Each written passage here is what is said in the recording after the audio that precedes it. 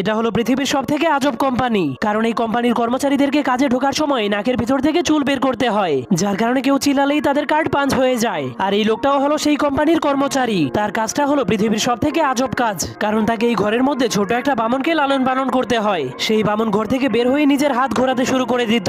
তখন লোকটা কাগজ এবং কলম বের করে সেই বামনের আচরণগুলো লিখতে শুরু করে দেয়। সবকিছু ঠিক হলেই সে তার বসকে ফোন করে বলতে শুরু করে দিত, কিন্তু তখনই সেই বামন আবার তার ঘর থেকে বের হয়ে এবার নিজের মাথাটাকেই মারতে শুরু করে দেয়। যা দেখার পর লোকটা তার বসকে ফোন করে আবারও বলতে শুরু করে দেয়, কিন্তু তখনই সেই লোকটার দরজার ঘন্টা বেজে ওঠে। তখন সে বুঝতে পারে তার দুপুরের খাবারের টাইম হয়ে গিয়েছে। এজন্য লোকটা একটা স্যান্ডউইচ নিয়ে মজা করে খেতে শুরু করে দেয়, কিন্তু তখনই সেই বামন তার কাছে এসে তার কাছ থেকে খাবার চাইতে শুরু করে দেয়। তখন লোকটা এক টুকরো খাবার নিয়ে সেই বামনকে খেতে দেয়, কিন্তু বামন সেই খাবার খেলেই অজ্ঞান হয়ে মাটিতে পড়ে যায়, যার কারণে তার লাল কালার সাদা কালোতে পরিণত হয়ে যায়। যা দেখার পর লোকটা অনেক ভয় পেয়ে সেই ছোট্ট বামনকে কাপড় দিয়ে ঢেকে দেয়। এরপর তার ঘর থেকে সবকিছু বের করে ঘরটাকে ডাস্টবিনে ফেলে দেয়।